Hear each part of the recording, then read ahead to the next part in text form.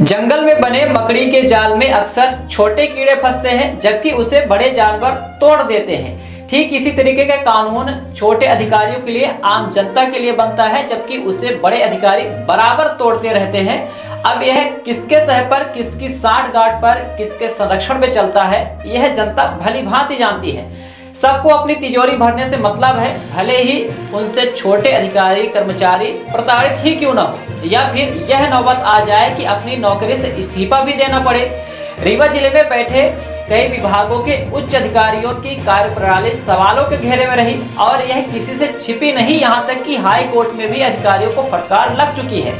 SP Vivek Singh, SDM अनुराग तिवारी को पहले ही high court फटकार लगा चुकी है, लेकिन अभी हाल ही में रीवा कलेक्टर प्रतिभा पाल को भी एक मामले में हाई कोर्ट में पेश होना पड़ा और हाई कोर्ट के जज विवेक अग्रवाल ने कानून का पाठ पढ़ाया। अब देखने वाली बात यह है कि उस कानून का पालन रीवा कलेक्टर प्रतिभा पाल सहकारिता विभाग के मुख्य कार्यपालन अधिकारी ज्ञानेंद्र पांडे की कार्यशैली पर उठ रहे सवालों में करती हैं या नहीं, क्योंकि कलेक्टर इस विभाग का प्रशासक होता है, या फिर जिस तरीके का ज्ञानेंद्र पांडे का कार्यकाल रहा उसी तरह चलता रहेगा।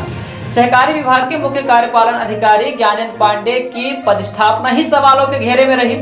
जिस समय पदस्थापना हुई थी उस समय उन नियमों का पालन नहीं हुआ था जो कि गृह जिले में पदस्थापना में होना चाहिए।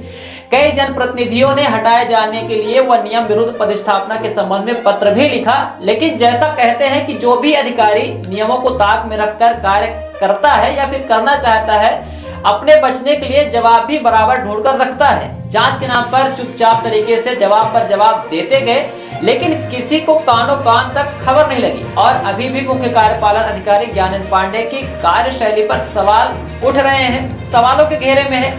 शायद श्री पांडे पर पहले कार्रवाई हो जाती तो आज रीवा में जो धान भींगी है शायद इतना नुकसान न होता, क्योंकि विभाग के कर्मचारियों की माने तो ज्ञानेंद्र पांडे ने समिति प्रबंधकों को खुली छूट दे रखी है और इनका संरक्षण प्राप्त है, जिससे समिति प्रबंधक अपने मनमानी पर उतारू रहते हैं। पूर्व में भी देखा गया कि करहिया कृषि उपज मंडी में बनाए गए खरीदी केंद्र खैरा क्रमांक 1 और 2 की धान भीग गई, जिसके समिति प्रबंधक वाहिद खान है। कलेक्टर ने 3 दिवस का कारण बताओ नोटिस समिति प्रबंधक केंद्र प्रभारी को जारी किया, लेकिन जिला सहकारी बैंक के मुख्य कार्यपालन अधिकारी ज्ञानेंद्र पांडे ने उससे भी अधिक दिन का कारण बताओ नोटिस जारी कर दिया, जिससे आराम से संरक्षण मिल सके और शासन को समिति प्रबंधक के साथ मिलकर जमकर चूना लगाया जा सके। जबकि कलेक्टर इस विभाग का प्रशासक होता है तो उसके नोटिस के बाद मुख्य कार्यपालन अधिकारी की नोटिस का कोई मतलब शायद नहीं निकलता।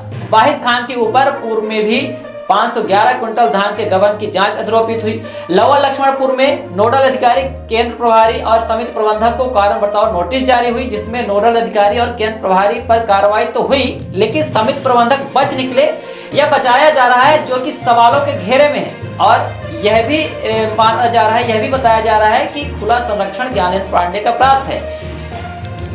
सवाल यह उठ रहा है कि क्या इसमें दो ही गलत है, दो ही की गलती थी, नोडल अधिकारी और केंद्र प्रभारी की, जिन पर कार्रवाई हुई। उसके बावजूद भी वाहिद खान को कई समितियों का प्रभार मुख्य कार्यपालन अधिकारी के संरक्षण में प्राप्त हुआ, जिसका नतीजा यह है कि खुले आसमान के नीचे रखी धान भीग गई और बचाव के लिए कई जवाब प्रस्तुत कर दिए गए। मुख्य कार्यपालन अधिकारी की कार्यप्रणाली पर सवालों का सिलसिला यही खत्म नहीं होता, बल्कि अभी हाल ही में एक सर्वेयर ने अपने पद से इस्तीफे की पेशकश भी की। वह इसलिए कि अपनी ईमानदारी से खराब धान की खरीदी नहीं करना चाहता था, जिसकी शिकायत समिति प्रबंधक ने मुख्य कार्यपालन अधिकारी से कर दी।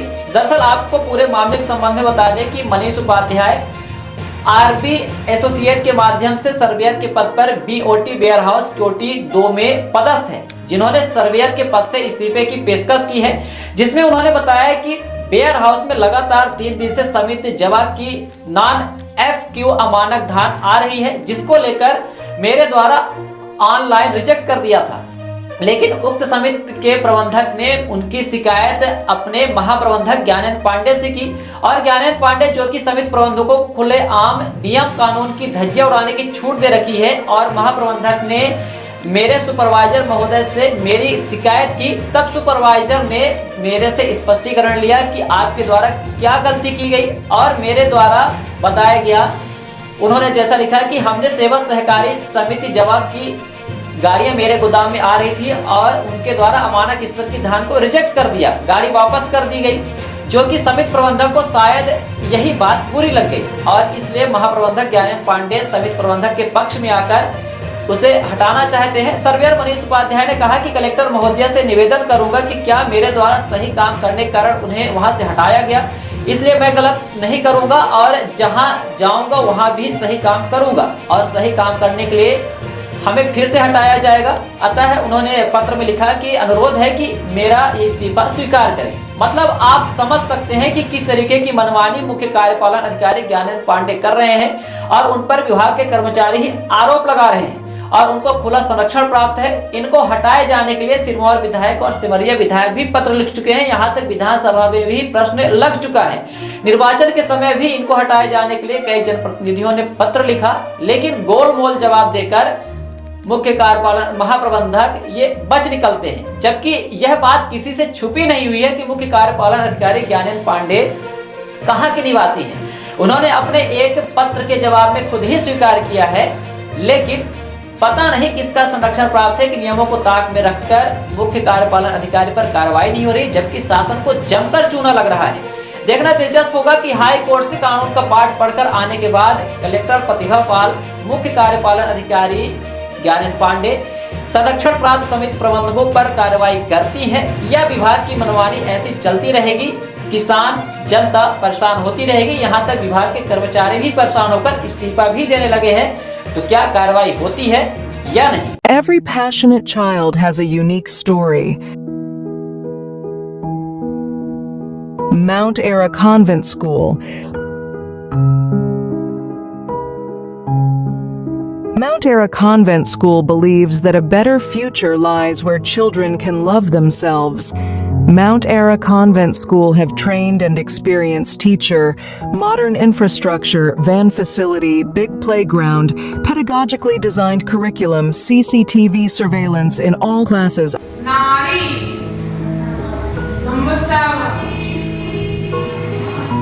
Classes are available from nursery to 8th in English medium. हमारा पता है mount era convent school, SF ground के पास, वार्ड क्रमांक 44, होमगार्ड ऑफिस के सामने। हमारा नंबर है 99 073 17 81 7।